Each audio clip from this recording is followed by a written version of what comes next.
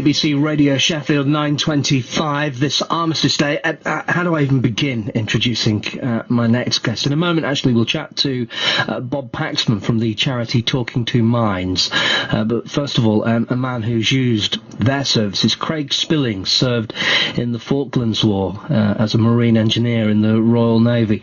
Left the services in October 1984 with post-traumatic stress because of the experiences that he had. Craig, good morning. Thank you for coming in. Good morning. This morning. First of all, can I ask you, on Armistice Day, during the 2-minute silence, what are your thoughts likely to be?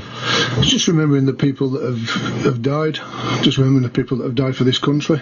My friends, and obviously the servicemen out there, just hoping they're all safe. I can't even begin to imagine what's that, what that is like, seeing your friends die in front of you. It's heartbreaking. It's destroying. It's soul destroying, knowing that your friends are there 1 minute and the next minute they've gone. Some very young lads. It's only been brought home recently with these young guys. So. Yeah, it is. It's heartbreaking. And that must be a constant reminder when you see soldiers repatriated in such a way on the television news in the evening. That must bring it all home to you again. It does. I'd be lying if I say it didn't bring a tear to my eye. And it does. It's certain things that when you see these guys coming home, it is, and I think most people, not just ex-servicemen that have been to war, I think it brings a tear to a lot of people's eye when they see these young guys coming home. I was watching it on Look North. Harry Gresham was down at Wootton Bassett, and it brings a tear to everybody's eye, actually, doesn't it? Yeah, it does. It's remarkable. How do you cope in the aftermath of something like that? It's very, very difficult. Very difficult. I've suffered with PTSD now for 27 years, and it's like suffering a life sentence. It's very, very hard. Not only for me, but for my family as well. They suffer probably more than I do because they get the brunt of it. It does totally change your life, and it is very difficult to live with. It can have a lot of different effects on your life, the way you deal with your life, and not only that, you don't always know exactly what you're going to do because of the PTSD. It deals you different cards. It is difficult, PTSD, is that the post-traumatic stress disorder? Yeah. And it's very, very difficult to live with because when I go to work and when I come home, sometimes if I've had a bad day, or it just depends. It's the least little thing can trigger it off. One day you can be fine, the next day you could be an absolute nightmare. I've suffered really badly these last few weeks, and my family's felt the brunt of it. I'm sorry to say, but they have, and it does put a lot of strain on your relationships. And because each day when you go to work, your kids or your wife doesn't even know which one they're going to get. Are they going to get the nice Craig, the angry Craig? It is difficult. They don't know, but presumably you don't even know. I don't know. No. Little things just set you off, and it is hard. It's very, very hard. There's an old cliche, isn't it, that time is a great healer. I mean, we're 27 years on from the Falklands now. I get a real sense from you, Craig, that this is something that, rather than getting better, is getting worse. It's got worse as the time's gone on. It has got worse. I find it is very difficult to deal with, and I would be lying if I didn't say I have tried to take my own life, and it is sad to say that, but I have. I've been to combat stress, and they say because I was suffering, they put me through all the process again, having to relive the experiences I went through, which I found very difficult. And because I was having money problems at the time, they said they could help me, but once I'd got rid of the problems, and I'm thinking, well, because it's a vicious circle, it's everything feeds off each other. And 18 months later, I've still had no treatment from them, and I find I'm a bit angry about that.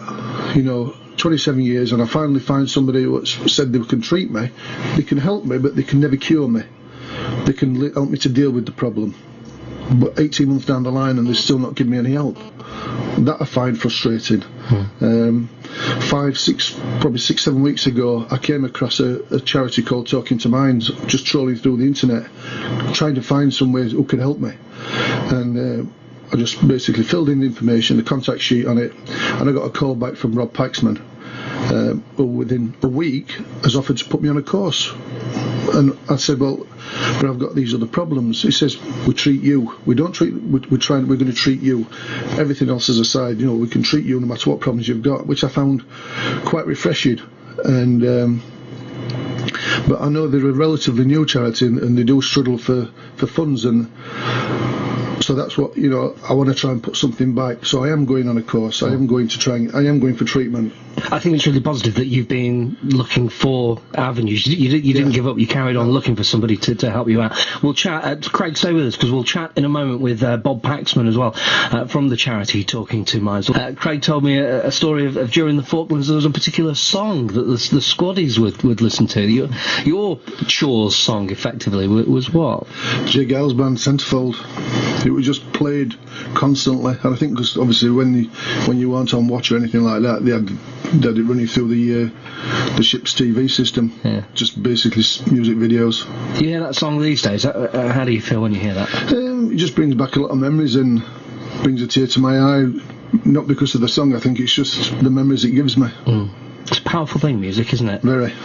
Craig Spillings served in the Falklands War. He's with us this morning. He's been telling us his story and his fight, really. 27 years he's been battling with the memories and the ghosts that still haunt him, he describes them as. Bob Paxman is the man that I was talking with you about earlier. He runs the charity Talking 2 Minds. Bob, good morning. Good morning, Matt. Craig's story is not an unfamiliar one to me, a layman. Bob, I imagine that this is a story that you hear quite often, is it? Yeah, this is a really common story. We get lots of guys like Craig come through that have actually been suffering for vast periods of time, which is really, really unacceptable in this modern age. Just some of the therapies that we're using still within the NHS and within other charities and organisations are a little outdated now, going back even to 1923 as CBT, cognitive behavioural therapy. So it's about time we moved on from there. And how do you move on, and how is this all funded, Bob? Well, our process is completely funded by ourselves still to this point in time. We've had very, very, very few donations in, and our system has been designed by a training analyst who spent 27 years in the military.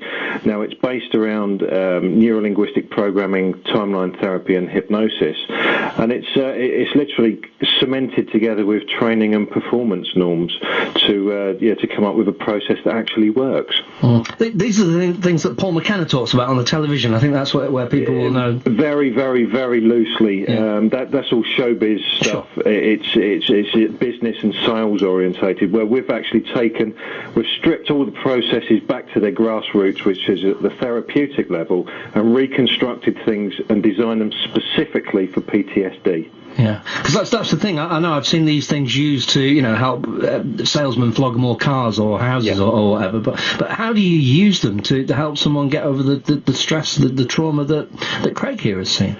Well, we've literally developed a process that lasts 3 or 4 days, depending on where we run the course. And the clients will come into the system, and they'll be run through a series of questioning frames which challenges their model of the world. And then we literally reframe their experiences so that they still have the memories, although the negative emotions attached to those memories have disappeared. So the anger, sadness, fear, guilt, hurt, anxiety, limiting beliefs or decisions, they all fall away. So you literally get left with a memory which you can talk about without problem. Yeah, the Craig that sat opposite me here has been in production for 27 years, hasn't he, effectively? That's right, yeah. How long will it take you to get him back to where he would like to be?